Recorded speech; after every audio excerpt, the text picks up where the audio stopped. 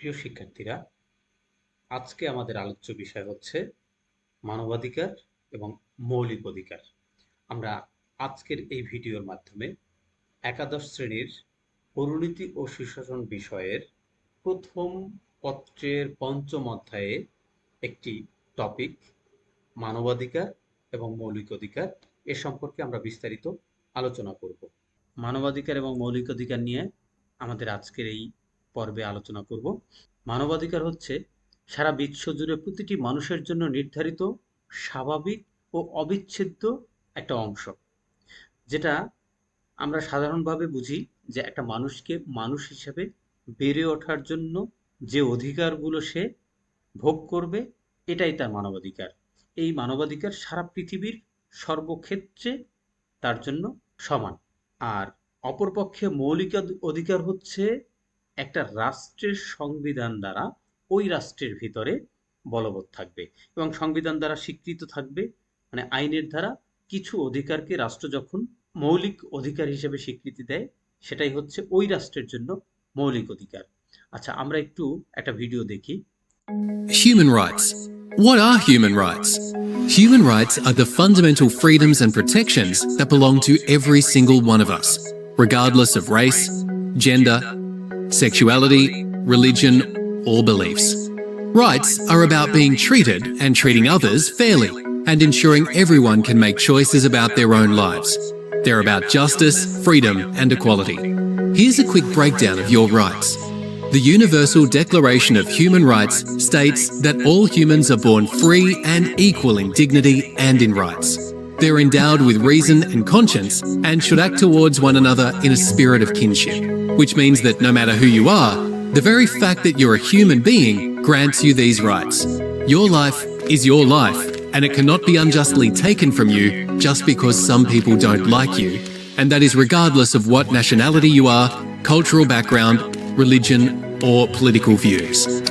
You may not be forced into slavery, and you're not required to follow any social obligations, constraints, or restrictions others might feel you have due to your race, sex, gender identity, or sexual orientation. You have the right to start a family and own property, and nobody can say that you can't. If you become sick, you have the right to healthcare. You also have the right to education and any other necessary social services, such as disability care, for example. No person or entity can ever take these rights away from you. If your government infringes on any of these rights, you have the right to seek asylum and refuge in another nation. At work, you have the right to fair working conditions, fair and equal pay, and the right to join and form trade unions to protect your interests. You also have the right to rest and leisure, including holidays. If you have a run-in with the law, you may not be subjected to any cruel or unusual punishment, and you cannot be punished before first being proven guilty in a court of law. If you feel a law is unjust, you have the right to protest, making phone calls, writing to your leaders, or by peacefully taking it to the streets. These rights are there to protect you and your loved ones. They also exist to protect your neighbours, your friends, your rivals, and even people whose opinions or lifestyles you don't agree with. These are some of your human rights, yours and everyone else's. Together, we can protect them. When we do, all our lives are better and we create a better world for everyone. সুন্দর। আমরা একটা ভিডিওর ভিতরেই human রাইটসের বিস্তারিত আমরা জানলাম।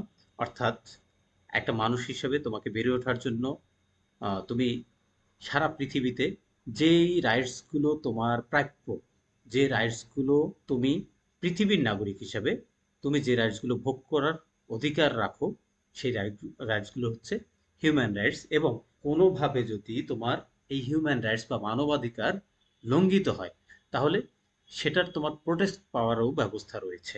আমরা একটু হিউম্যান রাইটসের ইতিহাস জানার জন্য আরেকটা ভিডিও দেখব। Rights and no matter who we are. The idea of human rights is that each one of us, no matter who we are or where we are born, is entitled to the same basic rights and freedoms. Human rights are not privileges, and they cannot be granted or revoked. They are inalienable and universal.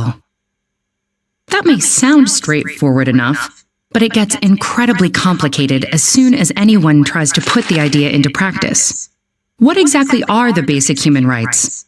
Who gets to pick them? Who enforces them, and how? The history behind the concept of human rights is a long one. Throughout the centuries and across societies, religions, and cultures, we have struggled with defining notions of rightfulness, justice, and rights. But one of the most modern affirmations of universal human rights emerged from the ruins of World War II with the creation of the United Nations. The treaty that established the UN gives as one of its purposes to reaffirm faith in fundamental human rights. And with the same spirit, in 1948, the UN General Assembly adopted the Universal Declaration of Human Rights. This document, written by an international committee chaired by Eleanor Roosevelt, lays the basis for modern international human rights law. The Declaration is based on the principle that all human beings are born free and equal in dignity and rights. It lists 30 articles recognizing, among other things, the principle of non-discrimination and the right to life and liberty. It refers to negative freedoms, like the freedom from torture or slavery, as well as positive freedoms, such as the freedom of movement and residence. It encompasses basic civil and political rights, such as freedom of expression, religion, or peaceful assembly, as well as social, economic, and cultural rights, such as the right to education and the right to freely choose one's occupation and be paid and treated fairly.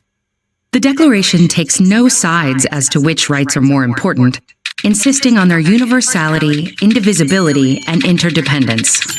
And in the past decades, international human rights law has grown, deepening and expanding our understanding of what human rights are and how to better protect them.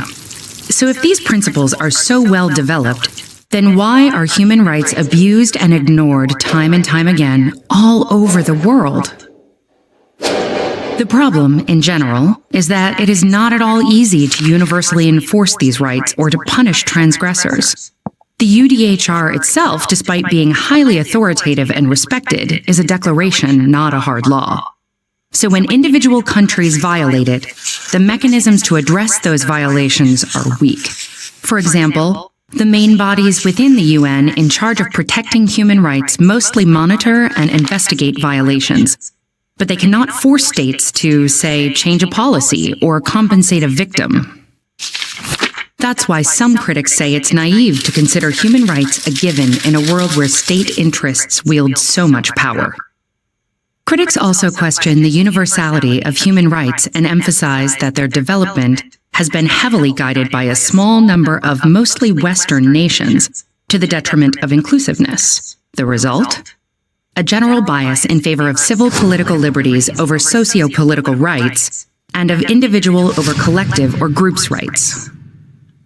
Others defend universal human rights laws and point at the positive role they have on setting international standards and helping activists in their campaigns. They also point out that not all international human rights instruments are powerless. For example, the European Convention on Human Rights establishes a court where the 47 member countries and their citizens can bring cases. The court issues binding decisions that each member state must comply with. Human rights law is constantly evolving, as are our views and definitions of what the basic human rights should be. For example, how basic or important is the right to democracy or to development? And as our lives are increasingly digital, should there be a right to access the internet? A right to digital privacy?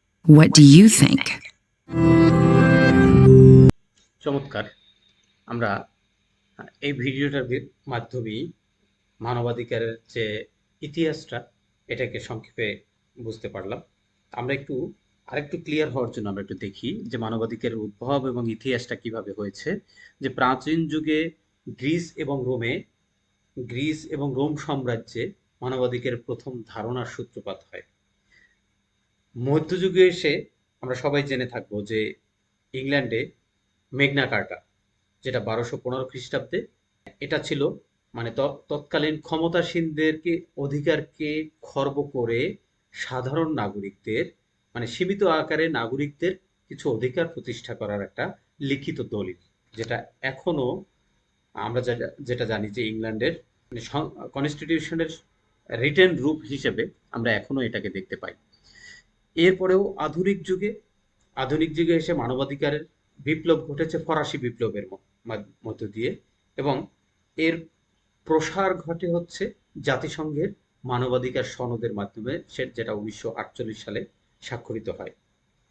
তো এই জাতিসংঘের মানবাধিকার যে ঘোষণা, এখানে 30টি আর্টিকেলের মাধ্যমে মানবাধিকার প্রতিষ্ঠিত হয়েছে।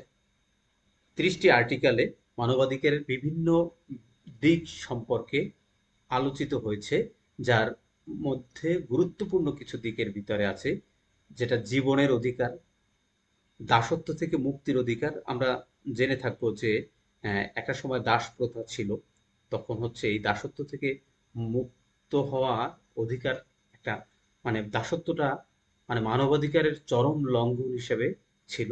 সেখান থেকে মুক্ত হওয়ার জন্য আমরা আমাদের এই জাতিসংঘের সনদে দাসত্ব থেকে মুক্তির একটা আর্টিকেল রেখেছে, আইনের সমান সুরক্ষা পাওয়ার অধিকার। মানবাধিকারের যে ধরন ও বিভাগ, এর ভিতরে দেখো, প্রাথমিক অধিকার, ব্যক্তির স্বাভাবিক অধিকার, যেমন স্বাধীনভাবে যে চলাফেরা করা, কথা বলার অধিকার, এই অধিকারগুলো আসলে ব্যক্তির প্রাথমিক অধিকার হিসেবে, মানে বেসিক অধিকার হিসেবেই বলতে পারি। এর বাইরেও কি আছে? অর্থনৈতিক, সামাজিক ও সাংস্কৃতিক অধিকার, যেখানে শিক্ষা পাওয়ার অধিকার, স্বাস্থ্যর অধিকার, কাজের অধিকার, এই অধিকারগুলো মানুষের অর্থনৈতিক অধিকারের ভিতরে আছে, সামাজিক অধিকারে আছে, সাংস্কৃতিক অধিকারে আছে। রাজনৈতিক কিছু অধিকার আছে, যে অধিকারগুলো মানুষ ভোগ করবে, যেমন সে ভোটাধিকার, মতামত প্রকাশের অধিকার।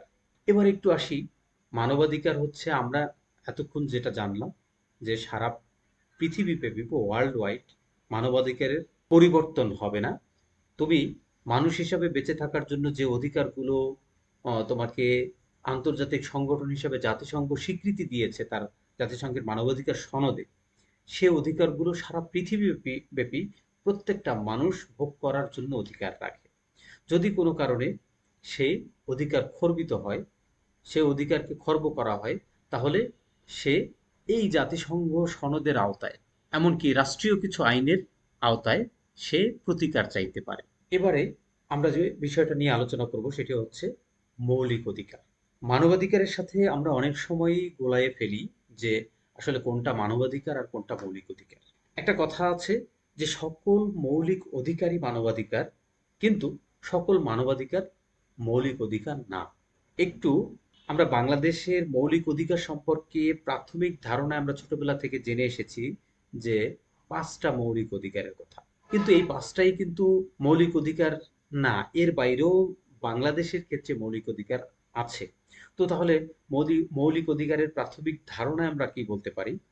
মানবাধিকার যেমনটা আমাদের ওয়ার্ল্ড ওয়াইড মানুষ হিসাবে বেঁচে থাকার জন্য, বেড়ে ওঠার জন্য যে অধিকারগুলো ভোগ করবে সেটা হচ্ছে মানবাধিকার, ঠিক এই মানবাধিকারের ভিতর থেকে বিশেষ কিছু অধিকার রাষ্ট্র তার গুরুত্বের উপর ভিত্তি করে, যেমন সকল রাষ্ট্রে সকল অধিকার সমান গুরুত্ব বহন করে না, তো রাষ্ট্র তার গুরুত্বের উপর ভিত্তি করে তার আইনি কাঠামোর ভিতরে নিয়ে আসে। অর্থাৎ রাষ্ট্র তার সংবিধানে কিছু অধিকারকে মৌলিক অধিকার হিসেবে স্বীকৃতি দেয়, যে অধিকারগুলো ওই রাষ্ট্রের নাগরিকরা ওই রাষ্ট্রের ভূখণ্ডের ভিতরে ভোগ করবে।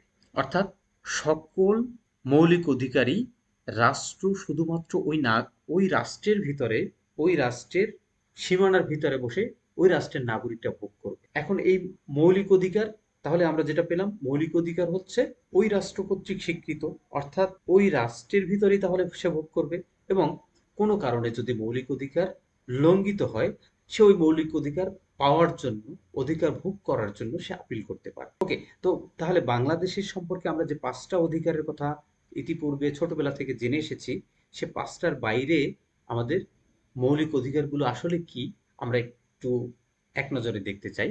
যেমন বাংলাদেশের সংবিধানের 3য় ভাগে মৌলিক অধিকারগুলো সন্নিবেশিত করা হয়েছে, যেখানে দেখো আইনের সমান আশ্রয়ের অধিকার, যেটা 14 নম্বর অনুচ্ছেদে আছে, জীবন ও ব্যক্তিগত স্বাধীনতার অধিকার, সমান অধিকারের অধিকার, আইনের দৃষ্টিতে সমতার অধিকার, বিচারিক অধিকার, চিন্তা ও বিবেকের স্বাধীনতার অধিকার, ধর্মীয় স্বাধীনতার অধিকার, সম্পত্তি লাভের অধিকার, শিক্ষার অধিকার, মিলিত হওয়ার অধিকার, স্থানান্তরের অধিকার, পেশা, বৃত্তি বা ব্যবসা পরিচালনার অধিকার। এই মৌলিক অধিকারগুলো বাংলাদেশের প্রতিটি নাগরিকের জন্য বাংলাদেশের সংবিধানে সংরক্ষিত আছে। এখন আমরা একটু দেখতে চাই তাহলে মানবাধিকার এবং মৌলিক অধিকার এর ভিতরে আসলে কি পার্থক্য রয়েছে। লক্ষ্য করো, আমরা মানবাধিকার যখন শিখেছি, মানবাধিকার যখন জেনেছি, তখন সেটা সম্পর্কে যে ধারণাটা পেয়েছি সেটা হচ্ছে মানবাধিকার আন্তর্জাতিক এবং সকল মানুষের জন্য প্রযোজ্য, এবং এটা জাতিসংঘ বা আন্তর্জাতিক প্রতিষ্ঠান দ্বারা সুরক্ষিত। মৌলিক অধিকার একটি রাষ্ট্রের সংবিধান দ্বারা সুনির্দিষ্ট করা। আমরা যদি মানবাধিকার এবং মৌলিক অধিকারের সম্পর্কের কথা বলি, সেক্ষেত্রে মানবাধিকার সাধারণত মৌলিক অধিকারকে প্রভাবিত করে, অর্থাৎ মানবাধিকারের ভেতর থেকেই কিছু অধিকারকে মৌলিক অধিকার হিসেবে রাষ্ট্র স্বীকৃতি দিয়ে থাকে ওই রাষ্ট্রের প্রয়োজন অনুযায়ী। এখন মানবাধিকার যদি লঙ্ঘিত হয় তাহলে কি হবে? সাধারণত মানবাধিকার লঙ্ঘনের ধরন কি কি আছে সেগুলো একটু আমরা দেখি। যে বিচার বহির্ভূত হত্যাকাণ্ড, গুম, এগুলো মানবাধিকারের লঙ্ঘন। মত প্রকাশের স্বাধীনতায় বাধা, নারী ও শিশু নির্যাতন, সংখ্যালঘুদের অধিকারের লঙ্ঘন এবং শ্রমিকদের অধিকারের লঙ্ঘন। এই লঙ্ঘনগুলোই সাধারণত রাষ্ট্রের ভিতরে, কারণ সকল অধিকারের ক্ষেত্রেই কোনো না কোনো রাষ্ট্রীয় কাঠামোর ভিতরেই ঘটে। তো রাষ্ট্রের ভিতরে এই লঙ্ঘনগুলোই মানবাধিকারের লঙ্ঘন হিসেবে দেখা দেয়। এখন প্রতিকারের ক্ষেত্রে আমরা কি ধরনের প্রতিকার পেতে পারি? একটা হচ্ছে আইনের কাঠামোর ভিতরে আমরা প্রতিকার পেতে পারি। সে আইনের কাঠামোর ভিতরে কি ধরনের প্রতিকার? সাংবিধানিকভাবে রাষ্ট্র তার সংবিধানের যে স্বীকৃতিগুলো দিচ্ছে, সেই সাংবিধানিকভাবেই আমরা এর প্রতিকার পেতে পারি। বিচার ব্যবস্থার সক্রিয় ভূমিকার মাধ্যমে আমরা এর প্রতিকার পেতে পারি, এবং প্রত্যেকটা রাষ্ট্রেই মানবাধিকার কমিশন থাকে।